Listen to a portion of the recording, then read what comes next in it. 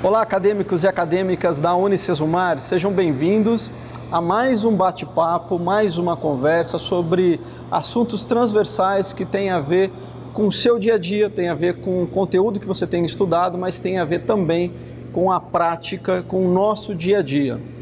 Hoje, eu, professor Rony de Carvalho, coordenador do curso de Teologia, estou acompanhado de duas ilustres figuras e eu vou pedir para que cada uma delas se apresentem. Vamos começar então com a parte feminina, né? Professora, por favor, se apresente. Muito obrigada, professor Rony, pelo convite. Olá, pessoal, um prazer muito grande estar aqui com vocês. Eu sou a professora Maria Cristina, coordenadora do curso de Serviço Social EAD Unicesumar.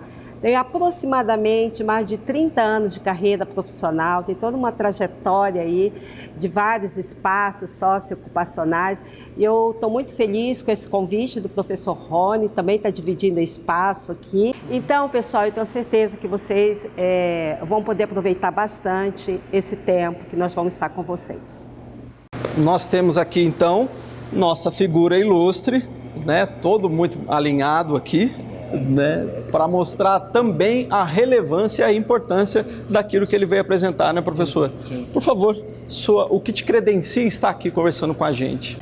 Bom, muito obrigado pelo convite, é uma honra, um privilégio, né, estar aqui com vocês, falar, né, me comunicar com você aí. Eu sou professor José Prado, eu tenho também uma caminhada de ministério de aproximadamente 32 anos, na área da teologia, na área da missiologia e nos últimos anos, especialmente na defesa dos direitos humanos relativo à comunidade de refugiados e imigrantes.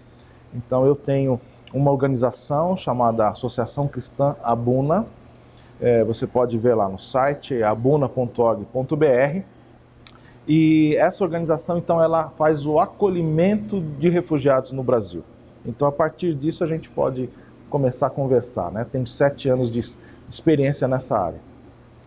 Bacana, professor Prado, professora Maria Cristina. Para mim é uma grandíssima honra tê-los aqui conosco, conversando, porque é um tema muito pertinente, é um tema atual e é um tema que a gente fala da vida humana.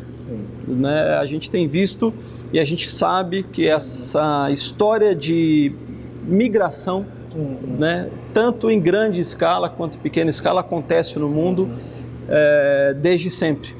Né? E a gente tem dados que, pós a Segunda Guerra Mundial, nós temos a segunda maior movimentação de pessoas no globo terrestre. Né? Como que o senhor vê, por que o senhor acha que as pessoas estão mudando assim? Então, elas estão indo porque querem, saindo dos seus países, das suas casas? É a globalização que empurra as pessoas a conhecerem o mundo, que gera esse movimento? Ou será que é alguma necessidade? O que o senhor vê, professor? Bom, como você falou, a migração ele é um fenômeno humano que existe desde que o mundo é mundo. Então, todas as culturas têm relatos históricos, a gente vê antropologia, arqueologia, comprovando isso, que a migração é um fenômeno humano supracultural, ou seja, ele está presente em todas as regiões do mundo desde que a gente se entende por gente. O que aconteceu nos últimos anos, você falou da questão da tecnologia, os movimentos, né, migratórios, eles estão sendo potencializados pela questão do transporte. Então, os avanços tecnológicos estão impulsionando, e aí, vamos dizer, depois da Segunda Guerra, né, isso tem aumentado de maneira geral. O que tem acontecido mais recentemente, então, você disse sobre a maior movimentação, né, forçada depois da Segunda Guerra. Então, nós temos hoje cerca de 70 milhões de pessoas que migraram à força. Então, esse é um fenômeno interno de toda a migração. Né? O mundo está migrando como um todo. Né? É um fenômeno que a gente chama de diáspora global. Pessoas do norte que vão para o sul, do leste para o oeste, assim por diante. Agora, dentro desse movimento migratório geral, globalizado, existe um fenômeno muito definido, muito delicado, porque trata de vidas humanas em perigo, que é a questão do refúgio. Então são dois movimentos. Eles acontecem ao mesmo tempo, mas um é por causa né, voluntária. Por exemplo, quando um brasileiro sai daqui para a Europa ou daqui para os Estados Unidos, ele vai em busca de um trabalho, ele vai em busca de uma pós-graduação. Isso é uma movimentação, uma migração voluntária. Agora, quando uma pessoa precisa sair da sua casa porque o seu país está em guerra, ou porque ele é perseguido politicamente, religiosamente, ou por fazer parte de um grupo social, então aí a gente já tem um fenômeno chamado refúgio, né? São pessoas em busca de refúgio. Professor Prado, considerando toda a sua expertise no assunto, né, eu fico aqui me questionando e gostaria muito, né, de ouvi-lo, a partir desse contexto, os desdobramentos, né, porque aí são várias expressões da questão social que vem à tona com isso, tá? Então, no que tange aos direitos humanos, né, eu gostaria muito que você falasse um pouco para nós como que você está avaliando, tá? Até comportamentalmente, esse processo, essa garantia de direitos, com que condições que essas pessoas, não é, elas são acolhidas aqui em nosso país, né? Como que está essa questão? É um fenômeno, né, no mundo todo, mas fazendo esse recorte no Brasil, tá? Que desafios, que demandas são essas que está aí está ou não está na pauta política? O Estado está comprometido com uma questão? Porque assim, nós estamos falando de pessoas e é uma ação humanitária, né? Eu vejo aí várias organizações, inclusive da qual você faz parte, né? Do terceiro setor, que estão preocupados com uma questão social. Então, como que você traz, né, para a gente essa tua análise, de como você está acompanhando? Então vamos pontuar primeiramente a questão do ponto de vista jurídico, né? O refúgio é uma instituição jurídica que foi criada após a Segunda Guerra Mundial para dar justamente proteção para aquelas grandes massas de população humana que tiveram que se deslocar por conta da guerra. Então o refúgio ele é reconhecido, né, por vários países, não todos, existem várias nações que não reconhecem a instituição do refúgio, mas a grande parte dos países da ONU reconhece.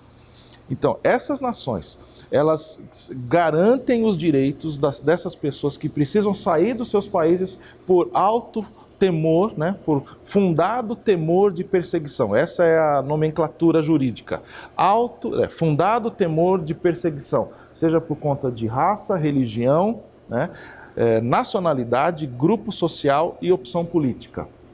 Ou, na legislação brasileira, isso já consta, também é bom a gente falar que esse é um recorte brasileiro, também reconhece a questão de generalizada e grave violação de direitos humanos. Por exemplo, especificamente no caso da Venezuela hoje. A Venezuela se encaixa exatamente nesse quesito, né? Não necessariamente as pessoas são perseguidos políticos ou religiosos, mas há uma generalizada violação de direitos humanos lá. Então essas pessoas elas podem recorrer ao refúgio no Brasil, por exemplo. Então isso foi historicamente. Quando a gente vê um caso concreto, um caso real, o que acontece? Você falou a questão dos direitos humanos. Então o direito humano mais valioso, principal, é o direito à vida. Sim. É o direito à sobrevivência. Aliás, a razão de toda a migração por causa de refúgio é um instinto de sobrevivência. Você vê então pessoas atravessando desertos, tentando atravessar mares com a família, com criança pequena. O que leva uma pessoa nessas condições a expor a si própria e a sua família? Senão um desejo tremendo de sobreviver. Concordo. Então, o que se requer dos países que recebem essas pessoas, em primeiro lugar, é o reconhecimento que elas têm direito à vida. Ou seja, fechar a fronteira, não receber essas pessoas, você está condenando-as à morte. Porque ficar onde está, né, significa morrer, significa ser vítima de todo tipo de violação. Então, a primeira coisa, e aí eu já faço um recorte com a questão bíblica, teológica, porque nós cremos que o ser humano é a imagem e semelhança do Criador. A Bíblia nos ensina isso. Isso é um valor da civilização ocidental, né, que foi baseada no cristianismo. Nós cremos no valor da vida humana, independentemente de raça, de sexo, de origem, de opção política. Nós cremos no valor da vida humana. Então a Bíblia nos dá, em primeiro lugar, esse fundamento. Né?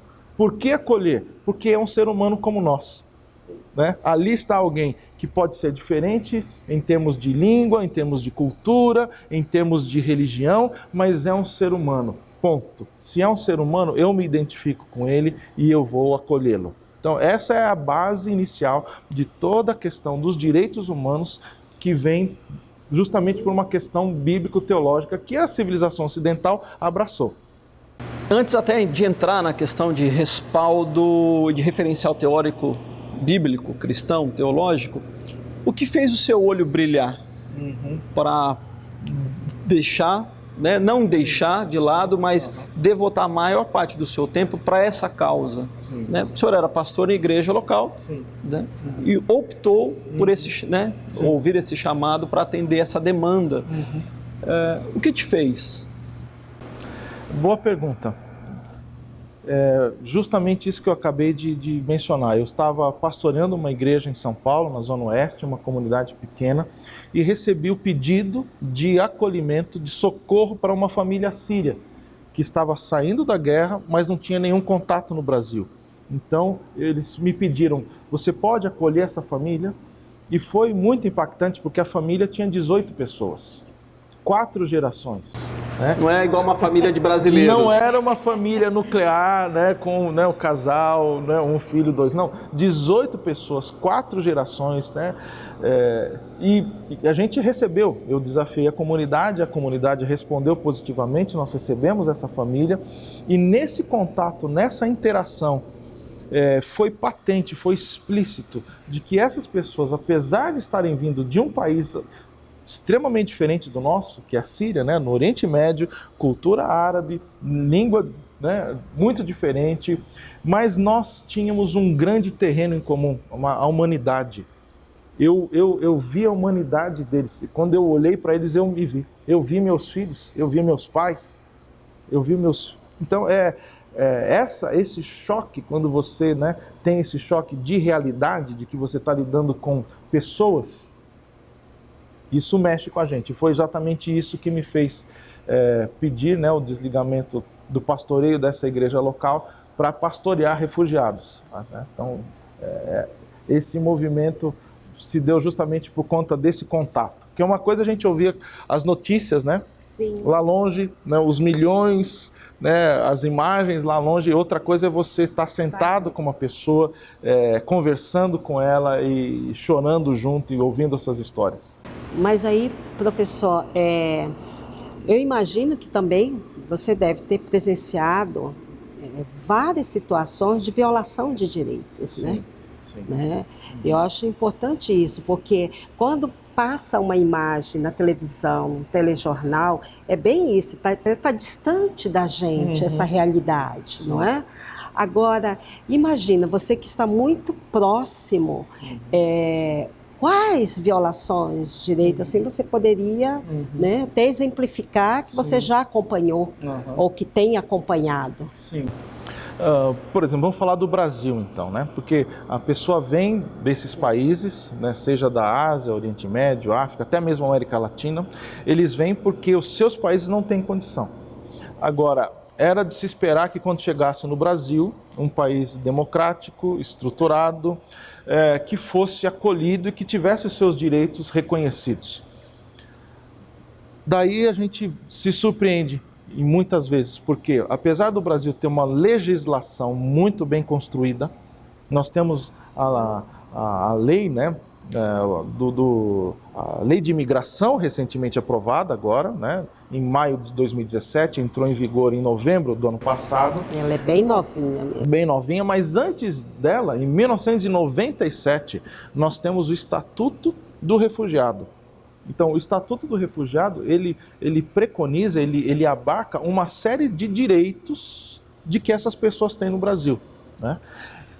Na lei é tudo muito bonito, porém, nós não vemos a implementação dessas políticas na prática. Então, o que acontece na prática? As pessoas chegam ao Brasil, e elas recebem muito pouco apoio do governo federal. Na verdade, a única coisa que eles recebem do governo é um reconhecimento na documentação. E isso é muito bom. Vamos reconhecer. E que isso é muito bom porque em outros países isso não acontece. Por exemplo, a pessoa chega aqui, ela pede um protocolo de refúgio, então imediatamente ela pode ter o seu CPF, ela tem a carteira de trabalho, ela pode buscar o cartão, né, do atendimento público de saúde, né, o sistema SUS, e ela pode trabalhar. Então, isso são muitos direitos, né, de cidadania garantidos na lei, né, do refugiado, que a gente vê acontecer. Então, isso está bom. O problema é que essas pessoas... A efetivação disso. É que as pessoas elas precisam mais do que uma carteirinha de CPF, com número de CPF. Elas precisam mais do que uma carteira de trabalho. Elas precisam, em primeiro lugar, de acolhimento, porque é um estrangeiro chegando aqui. Então vamos falar como acontece em outras nações, porque a gente pode fazer um paralelo e a gente pode entender, você pode entender melhor como funciona isso. Num país de primeiro mundo, vamos chamar assim, desenvolvido, com amplos recursos, o refugiado, ele passa por um processo muito grande de triagem. É um processo de 2, 3, 4, 5 anos, onde o governo desse país ele vai avaliar caso por caso, e aí chega em determinado momento, ele fala assim, podem vir, vem 10 mil, vem 20 mil, vem 30 mil. E para estes que o país decide acolher, então ele provê moradia, estudo da língua, alimentação, então dá toda uma estrutura para que essa família... Digna, né? Possa não somente ter um documento, mas ter condição de sobrevivência. Dignidade humana. Dignidade humana. O Brasil, nós fazemos o contrário. No Brasil, nós temos uma lei muito boa, que reconhece esses direitos, porém, nós não implementamos políticas públicas para dar condições de acolhimento. Então, o que acontece? Por conta disso, 100% do acolhimento é feita pela sociedade civil, principalmente as organizações religiosas e algumas poucas organizações de direitos humanos. Mas o acolhimento em si é quase 100% por organizações da Igreja Católica, da Igreja Cristã, seja ela católica ou evangélica, e pelas mesquitas. Então, esse é o ambiente. Agora, nós sabemos a crise que nós vivemos no Brasil. Essas organizações têm recursos limitados.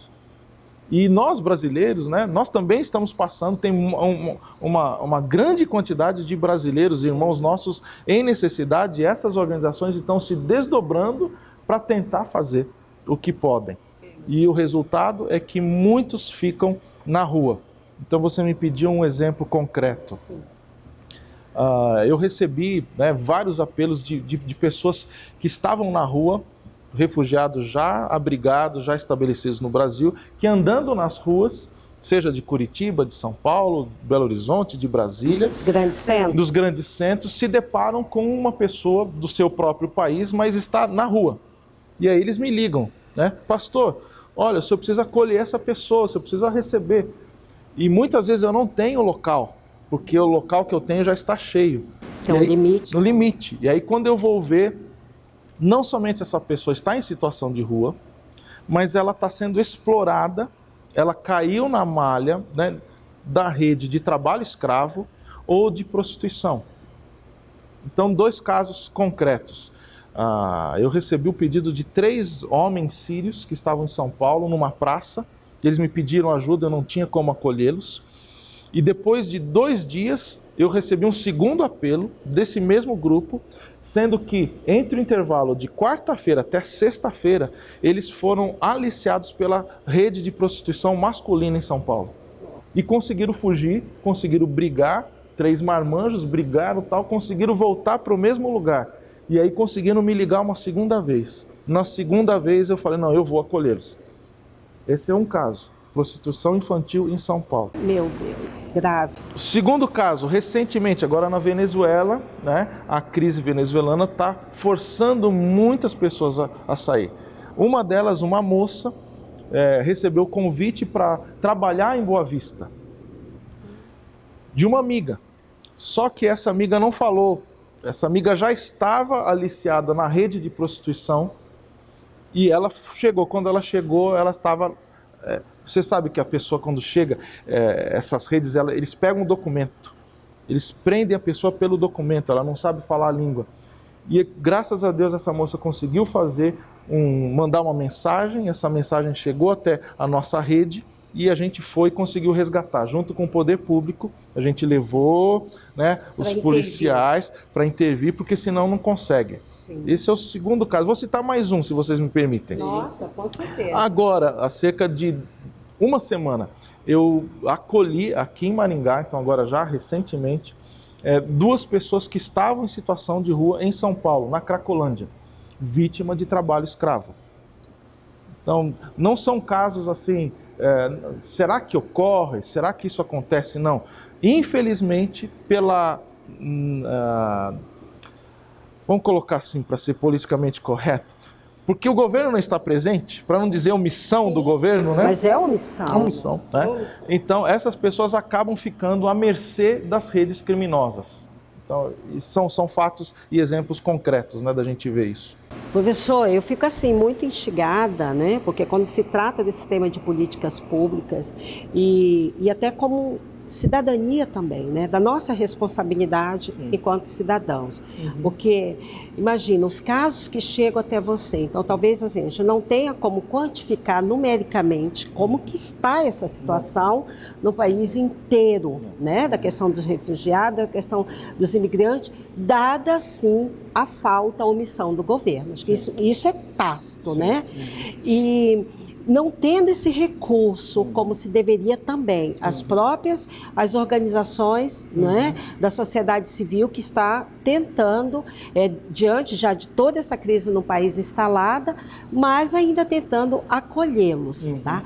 Não está tendo nenhuma discussão entre as próprias organizações para provocar esse debate, o espaço, nas conferências municipais de saúde, de assistência social, nos conselhos da mulher, porque aí quando você fala, né, olha, prostituição infantil, prostituição e independente, né, é assim, nós precisamos alertar a sociedade como um todo que temos essa questão e cobrar do poder público, sim, ações mais efetivas, né, de acolhimento, porque uma vez estando aqui, é responsabilidade nossa, não é verdade? E você considera que o brasileiro é preconceituoso nessa dificuldade? Porque a gente diz que não é, né? O brasileiro não é preconceituoso, né? Você acha que não tem preconceito? Eu acho que a gente já está num ponto de reconhecer que sim, somos preconceituosos e precisamos usar a palavra racismo. É bom porque quando a gente reconhece a enfermidade, a gente consegue tratá-la. Sim. Né? Então, o racismo é uma enfermidade mundial. Naturalmente, nós temos receio, temos medo do desconhecido. Então, uma pessoa desconhecida que veste uma roupa diferente, que tem um cabelo diferente, que fala uma outra língua, naturalmente a gente tem um certo receio, um certo medo. Quem é esse? Agora, se a gente entende que este diferente, ele é um outro ser humano, que tem as mesmas necessidades e que, no caso, muitos deles estão numa situação de vulnerabilidade, o nosso racismo, o nosso preconceito tem que ir, né? Tem que cair. Porque, vou dar um exemplo concreto, como isso é triste. Eu tenho falado isso e tenho levantado essa situação. Se a gente mapear as agressões sofridas por estrangeiros nos últimos 2, 3 anos, nós vamos identificar um perfil das pessoas agredidas. Quem são os estrangeiros que estão sendo agredidos? Não são os árabes, os sírios, brancos, de olhos claros, pele clara, não são. Quem são os agredidos? Os estrangeiros agredidos são negros. São homens e mulheres negras. Então, aí é que você tem o cruzamento dessa questão do refúgio com o racismo. Porque o alvo é muito definido, isso é triste de identificar. Então a gente precisa reconhecer, estamos enfermos. Junto a isso, nós temos uma nova onda mundial, não é só no Brasil. Nós temos um renascimento dos fundamentalismos. Isso é um tema que interessa a você, né, professor? Com certeza. O renascimento dos fundamentalismos. Isso tem feito com que esse fundamentalismo, seja ele político, religioso, social, ele constrói uma barreira entre a minha pessoa e aquela pessoa que está do lado. Então, politicamente no Brasil, a gente vive uma cisão, né? Justamente por causa dessa polarização fundamentalista. E quando chega na área do imigrante e do refugiado, nós temos uma palavra para designar esse fundamentalismo. Essa palavra é xenofobia. Xenofobia. Xenofobia é uma palavra grega, né? Xeno, estrangeiro, fobia, medo, aversão. Então, a xenofobia é aquele ódio infundado contra uma pessoa que é de uma cultura diferente, que é diferente de mim. Então, essa xenofobia tem vazado nas redes sociais e muitas pessoas, sem saber, compram esse discurso, compram essa proposta, sem imaginar que ali do outro lado tem uma pessoa que muitas vezes, ou seja, ela é vítima duas vezes. Na verdade, ela é vítima múltiplas vezes. Vamos pensar, uma pessoa que é refugiada vindo de um país da África, por exemplo. Vou citar um exemplo concreto, né, de uma família africana que veio do Congo, um país em completa bancarrota política, está quebrado, mais de 6 milhões de mortos por conta de guerra étnica civil. Essa família vem ao Brasil, mas eles são negros, e eles então começam a sofrer o preconceito de uma família negra pobre no Brasil. Só que esse preconceito coloca eles para fora do ambiente de acolhimento, eles vão para uma moradia popular, uma invasão, como essa que nós tivemos em São Paulo, infelizmente com o desabamento daquele prédio. Então essa família estava nessa condição. Só que eles têm o agravante de, além de serem estrangeiros, serem pobres, eles eram negros. Então, é uma história que a gente precisa ver, né? Será que nós não temos condição de refazer a história como brasileiros? Né? Essa família, graças a Deus, eu consegui tirar desse prédio, dessa invasão. Esses grupos sociais, a maior parte das vezes, eles usam esses estrangeiros, esses refugiados, como massa de manobra para os seus propósitos. E aí acaba que essas pessoas ficam totalmente na mão dessas, também vamos chamar de redes criminosas, que são redes criminosas, né, que exploram a vulnerabilidade alheia. Então, esse é um caso, então, onde a gente tem a xenofobia, o racismo, a omissão do poder público, a questão, né, da manipulação política dessa questão. E aí você vai nas mídias sociais e você vê muita gente falando mal dos estrangeiros, sendo que nós brasileiros somos uma nação formada por estrangeiros, né? Todos nós somos filhos de imigrantes, todos nós. Professor, deixa eu provocar então, nessa linha, já que o senhor abriu a porta para a discussão de fundamentalismo. Quando a gente fala de cristianismo, nós estamos falando de quase a maioria da população brasileira. E essa onda de fundamentalismo, ela pode ser muito bem visualizada nas plataformas digitais. E o que a gente observa? Junta-se, né, as mídias digitais, mais fundamentalismo e essa dicotomia ideológica que está tendo, e a gente ouve assim, será que isso, essa preocupação com migrantes, não é mero discurso de esquerda? Será que isso não é potencializado? Não é bem assim, não.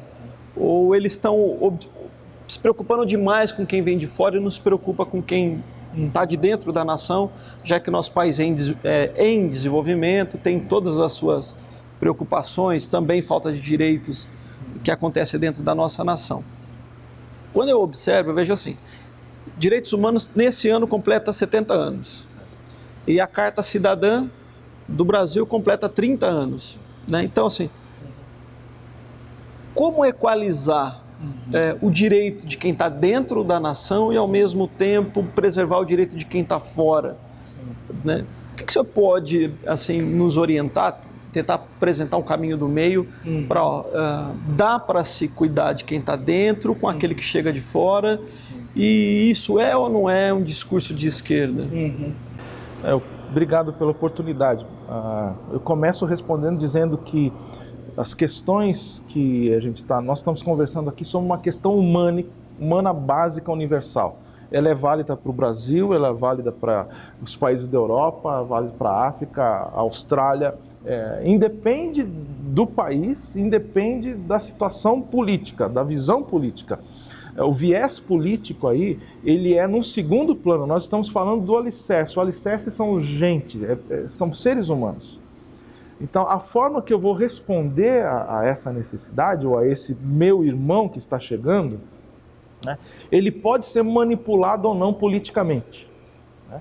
O que a esquerda tem feito, infelizmente, no Brasil, a gente pode resgatar os últimos 20 anos, tem manipulado politicamente uma grande massa de pessoas, brasileiros pobres. Isso é fato. Então, o estrangeiro, ele cai nessa mesma categoria, porque é uma pessoa de fácil e rápida manipulação. Agora, não dá para você falar que uma pessoa, né, acolher um estrangeiro, oferecer refúgio para um imigrante, é uma questão política de direita ou de esquerda, porque é um direito humano básico. É um direito humano básico. E se nós atentarmos para os números, então primeiro tem a questão humana, né? Segundo, os números, vamos para a prática. Esse discurso de que o Brasil está com as portas abertas, as fronteiras abertas, entrando, né, milhões de refugiados, ele não passa de uma fake news. Né? Fake news é um tema que todo mundo está ouvindo, né, diariamente. É uma notícia falsa. Né? No ano passado, há 2 anos, a gente já vinha vendo esse movimento, né? Por exemplo, uma onda no WhatsApp, no Facebook, de que o Brasil, o governo Temer, estava autorizando a entrada de 6 milhões de sírios que vinham da Europa, né? Que vinham em 12 navios. Ora, só fazer as contas, né? O maior navio do mundo, né? Um transatlântico, ele cabe 6 mil pessoas. Então, 6 navios desses... No máximo... Haja navio, né? Uma frota naval aí. Segunda coisa, infelizmente, o governo Temer, ao contrário do que tem sido falado, tem fechado as portas para a imigração. Então, a gente que lida, né, no dia a dia, a gente vê isso, mas o CONARE, que é o órgão do governo que produz os dados oficiais, ele mesmo mostrou, né, nos últimos 2 relatórios, a queda vertiginosa, uma queda de 64% na entrada de refugiados no Brasil no governo Temer. Então, não é verdade que o governo está abrindo as portas. Terceiro, vamos para os números, então, concretos. A comunidade de refugiados do Brasil não passa de 150 mil pessoas. 150 mil pessoas, você pensa numa capital como São Paulo, grande São Paulo, com 22 milhões de habitantes. Tem bairros em São Paulo com 400, 500, 600 mil moradores. Então, 150 mil refugiados no Brasil é um número insignificante dentro da realidade. Mesmo em termos de saúde pública, professora. Por exemplo, muitas pessoas falam, mas esses imigrantes refugiados vão sobrecarregar o sistema público de saúde da nossa cidade. Vão tirar o meu emprego. Vão tirar o meu emprego. Isso, de novo, é uma fake news, isso é uma falácia, vamos falar assim. É uma falácia, porque é um argumento que não se baseia na realidade. Por quê? De acordo com os estudos, né, de governo, serviço social, o número de imigrantes e refugiados numa cidade, por exemplo, como Maringá, que não passa de 4, 5 mil pessoas, ele é insignificante como peso na máquina pública, no atendimento. Então, ao contrário, não é que eles pesam para o governo, eles é que não são atendidos como deveriam. Dignamente, né? Porque qual é a dificuldade de uma pessoa que chega? Ela não tem o atendimento, ela não sabe falar português e muitas vezes ali no local não tem um atendimento, não tem ninguém que fala uma outra língua. Então eles acabam sendo desassistidos. Então existe um outro fato concreto, tá? Argumentos. Existe um estudo do Banco Mundial que comprovou que os países que receberam refugiados, receberam imigrantes, no médio e longo prazo, eles cresceram, o seu PIB cresceu, ao contrário dos países que fecharam. Por quê? Porque o imigrante, ele chega com gás, ele chega com garra, ele precisa se reinventar, muitos imigrantes, eles não vão cair nos serviços normais, não vão ter a carteira assinada. Por quê? Porque com a carteira assinada no Brasil, a gente sabe que pouquíssimas pessoas têm condição de sustentar sua família. Sim. O emprego digno no Brasil é uma questão, infelizmente, ainda elitizada. Então, o que eles vão fazer? Eles vão empreender. E como eles vão empreender, eles acabam criando empregos. Então, nós temos, né, no nosso leque de relacionamentos, imigrantes, refugiados que chegaram, né, há 2, 3 anos, que já aprenderam a língua, que já abriram o seu negócio, que já estão contratando brasileiros. Olha só. Então, estão gerando empregos. Então, é uma série de argumentos que a gente pode falar. Na realidade, essa questão fundamentalista, ideológica, é mais uma questão do preconceito do que na realidade. Ela é mais baseada na ideologia do que na realidade. Professor, e até para quebra de paradigma também, né? Porque pensando assim, da formação, da qualificação que eles também trazem, sim, não é? Porque agora, como você está falando, né? Então, a gente tem notícias, né? São formados, a maioria já tem uma profissão, sim, são engenheiros, enfim, falam mais de uma língua, né? Nesse uma, 3, 4 línguas. Então, como que efetivamente falta aí políticas públicas até para incentivo e para fazer esse trabalho de integração, né? Para que todos pudessem participar, e porque não pesa efetivamente, a conta não vai ser, não é? Que vai fazer essa diferença, ou ao contrário, né? Olhando por outro prisma, o quanto que isso viria a somar para o próprio desenvolvimento do país. Exato. Tá? É isso que acontece com as nações desenvolvidas. Você vê, por exemplo, pega o exemplo dos Estados Unidos. Os Estados Unidos têm milhões de imigrantes. Né? Esses milhões de imigrantes, o que eles fazem? Eles produzem para o país, eles dão emprego, eles geram economia. O país que, assim, vamos desconsiderar o argumento humano, bíblico, teológico. Uma questão de racionalidade, de esperteza, de sensibilidade, né? É vantajoso para uma nação receber imigrantes. É vantajoso porque eles vão agregar. Dou um exemplo concreto, em 2 casos. No caso dos haitianos e no caso dos venezuelanos. Para não citar os outros, só para citar especificamente Haiti, que é um país que nós temos muito preconceito. Os jovens haitianos que vieram ao Brasil são jovens altamente capacitados. E eles foram enviados por suas famílias justamente porque era o melhor que eles tinham para conseguir sair e vencer e sobreviver e fazer a vida e trazê-los, né? Então, os jovens mais capacitados, como você falou, falando 2, 3 línguas, com cursos universitários, gente nova que veio justamente para contribuir. Um outro caso, agora recente, um levantamento feito pela Acnur, que é a Agência para Refugiados das Nações Unidas, lá na Venezuela, na divisa com a Venezuela, no estado de Roraima. A Acnur levantou numa pesquisa e o perfil do cidadão venezuelano que está chegando, o migrante, o refugiado, ele é maior do que o perfil nacional em termos de educação. Então, a formação educacional do venezuelano, em si, em geral, é maior do que o brasileiro. Ele tem mais anos de estudo, eles têm mais qualificação profissional e ele vem, então, para somar. Aí você fala, não, mas eles vão roubar meu emprego. Bom, aí é uma questão nossa, né? Você tem brasileiros do seu lado que estudam mais que você. Ele está roubando seu emprego? Não, você que não está indo atrás do seu.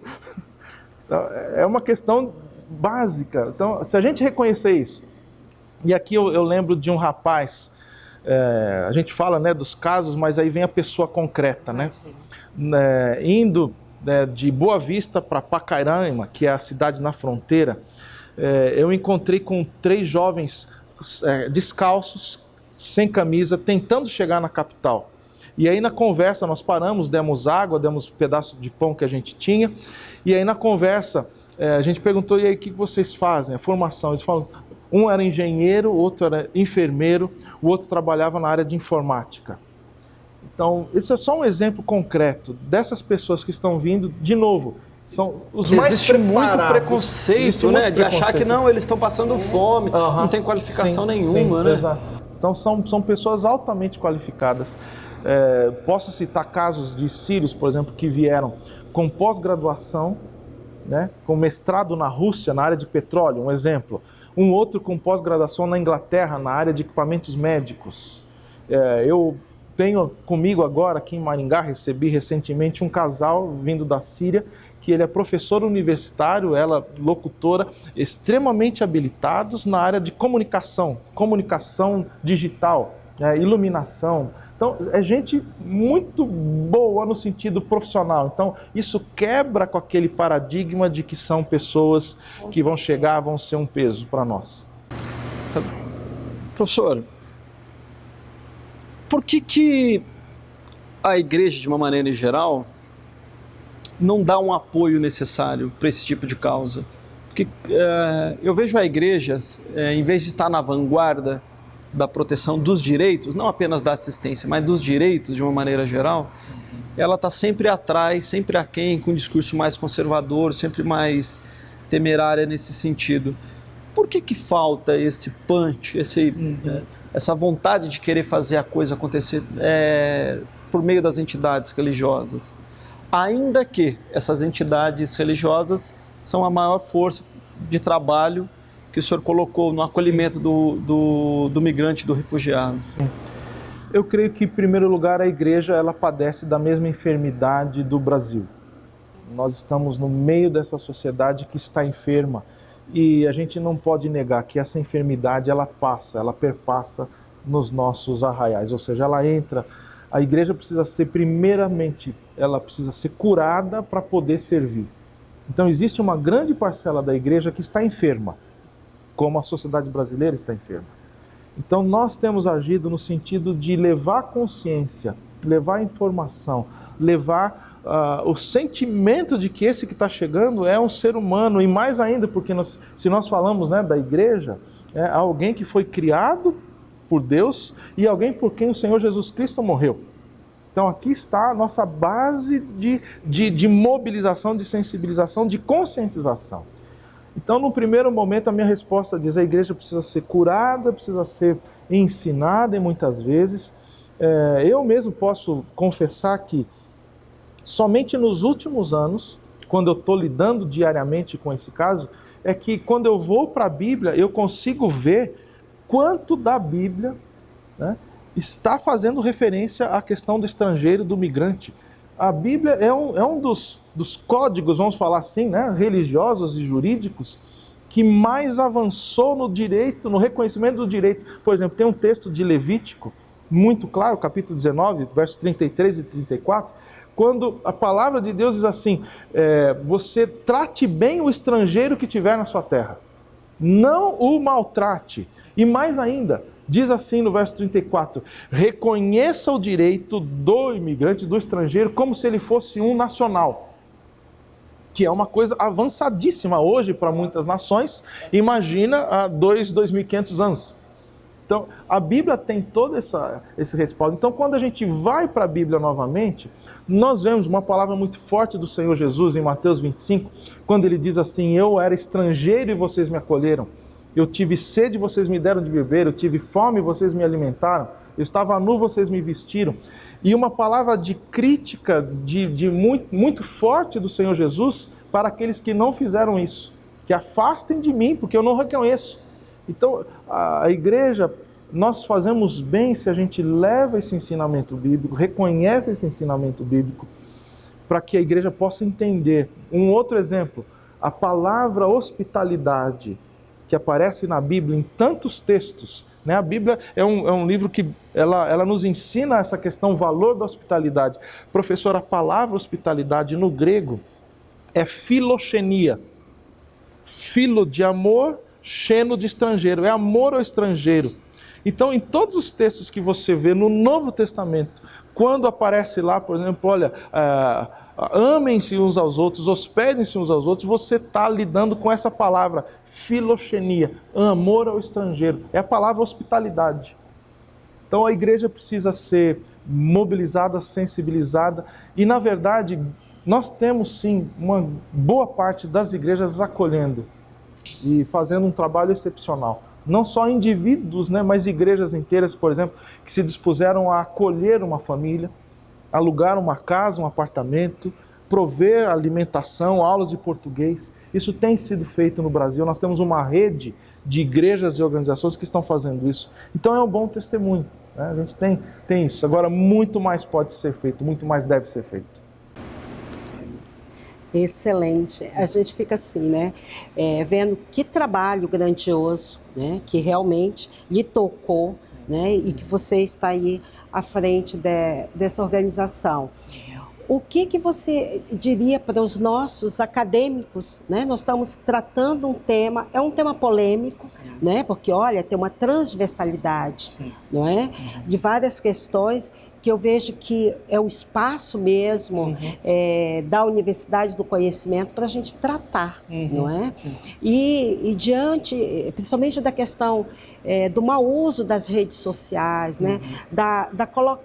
De se colocar de uma forma impensada, né? Sem refletir efetivamente. E muitos jovens, talvez não se para realmente se tocar diante, né, da dor, do sofrimento do outro, tá? Sem efetivamente, pelo menos, conhecer essa realidade. Tá? Para os acadêmicos, qual que é a tua mensagem, assim, professor? O que você diria assim, para eles? A minha palavra é que você é desafiado, é convidado a construir uma nação, construir uma cidadania, uma sociedade. Nós precisamos entender isso.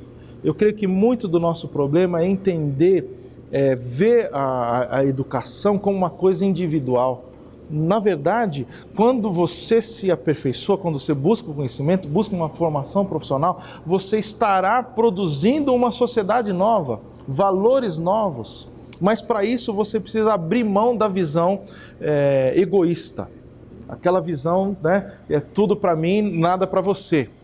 Então, se você tem esse desejo, se você tem essa consciência de que você é parte de alguma coisa maior, que você pode construir uma cidade, por exemplo, pensando, né, que a gente fala em termos de Brasil, 200 e poucos milhões de habitantes, é muita coisa, mas no seu local, na sua cidade, no seu bairro, você pode participar de conselhos, você pode ir até, né, a Câmara, né, de Deputados. Por exemplo, eu venho de São Paulo, eu chego aqui recentemente, e eu sei que toda a primeira quarta-feira do mês, a Comissão de Direitos Humanos da Câmara de São Paulo, ela tem sua assembleia, é aberto. É aberto. Então, eu já deixei aberto na minha agenda. Sempre busquei participar e entender. Então, isso é participação cívica. Então, você é um profissional da área do direito, da área da assistência social, da área médica. Você pode participar, né, de inúmeras maneiras. A gente tem, com um exemplo concreto, um grupo de advocacy. Então, para as pessoas que querem se envolver, né, conhecer mais sobre o direito, saber como que isso pode, na prática, você pode... Um desafio que até a gente pode conversar aqui, professor, existe uma necessidade, uma campanha em andamento por questão da Venezuela, dos nossos irmãos venezuelanos chegando lá. Onde o senhor tem trabalhado de uma maneira muito enfática, nesse momento. Isso, nesse momento a gente tem, e para que você entenda, nós temos uma crise, e já temos mais de 60 mil venezuelanos que entraram no Brasil. Muitos vieram de passagem, foram para o Chile, Argentina, outros estão no Brasil, cerca de 40 mil a estimativa que está em Boa Vista, 10 mil em Manaus. Mas para esse grupo nós estamos fazendo uma campanha nacional de arrecadação de alimentos, que eles precisam de comida. A sociedade, né, de Boa Vista, o governo de Roraima, não tem como atendê-los. O governo tem feito a sua parte no sentido de enviar o exército, e eles estão, por exemplo, eles abriram 6 mil vagas de acolhimento, né, para essas pessoas. Mas diariamente entram 800 pessoas, entram 600 pessoas. Então, tudo que nós pudermos fazer é vai somar, vai ajudar nessa situação de crise. E aí eu deixo um desafio, quem sabe através dos polos, você, né, aí que está aí, você não pode ser um facilitador, arregimentar, arrecadar, né, alimentos, e a gente consegue enviar isso lá para Roraima, que é um desafio, né? Com certeza, acredito que esse chamado que o senhor não nos faz, mas nos convoca, né, para cuidar do ser humano, para olhar para essas pessoas, que precisam neste momento e que a gente pode ajudar com tão pouco, né? Que para nós normalmente parece pouco, mas que para eles é o fundamental para a própria existência. Então, vou até reforçar, né, convocar a você, né, mobilizar no seu entorno, mobilizar na sua cidade. Nós temos alunos, professor, em todos os estados da federação. Então, nos lugares mais longínquos que eu acredito que pode ajudar de alguma forma, né, e que talvez você pode regimentar no seu entorno esses alimentos e levar até o seu polo de apoio presencial, que a gente mobiliza, né, professora, para recolher nesses polos esses alimentos, para fazer que chegue até a sua organização, para poder levar até essas pessoas que estão necessitando, né, lá no extremo do Brasil. Né, a gente acha que está tão distante de nós aqui, isso não acontece, mas acontece corriqueiramente, né, e com uma displicência que a gente nem se dá conta. Para a gente já caminhar para o encerramento, professora. Quero agradecer muito, né, o convite do professor Rony de estar aqui, né, ter tido a oportunidade de estar novamente, já estivemos em outro momento, né, professor? E de quanto que isso é significativo. Acho que vem muito ao encontro do momento que a gente também está no país para refletir, né? Que país que eu quero, né? Que Brasil que eu quero, né? Você falou muito da necessidade de a gente se reinventar, nós podemos escrever uma história diferente, depende de cada um, né? Ou seja, depende de nós, tá? E eu tenho certeza que daqui já sai uma parceria firmada, né? Eu me comprometo, Serviço Social e o curso de Teologia, eu tenho certeza que nós vamos conseguir para mobilizar os polos, os alunos e estar junto nessa campanha. Ótimo. Tá? E me sinto só agraciada de estar aqui no momento. Muito obrigada. Professor Prado, suas palavras não finais, porque a gente vai fazer esse break agora, mas numa outra oportunidade a gente continua esse assunto também, mas para a gente fechar essa aula de hoje. A minha palavra final é uma convocação para você fazer diferença, para você colocar em prática todos os recursos, os ensinamentos que você está tendo, né? Com a professora, com o professor, você coloca isso em prática para o bem do outro, né? Não faz sentido uma existência só para nós.